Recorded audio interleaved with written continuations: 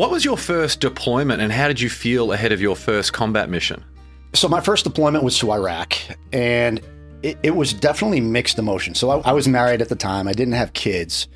And again, it's one of those things, like when I showed up to Buds, I had not a lot of expectations, and I assumed the worst because my only experience with what was going on in Iraq is what I had seen on TV or what I had been told.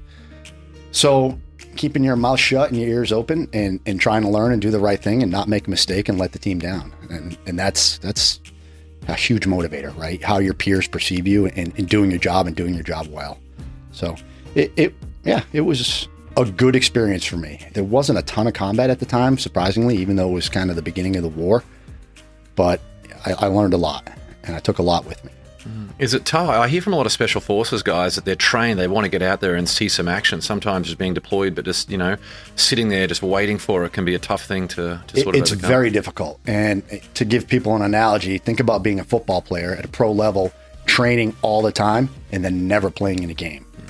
Not that anybody wants war. Our community, we don't want war, but we are prepared for war. And obviously we want to go do our job, not just because we're making a difference, but because application of our tactics and techniques help us refine them to make them better. And then that filters down into other levels of the military. So there's a lot in riding on what we do overseas. So we want to be there and we want to do our best.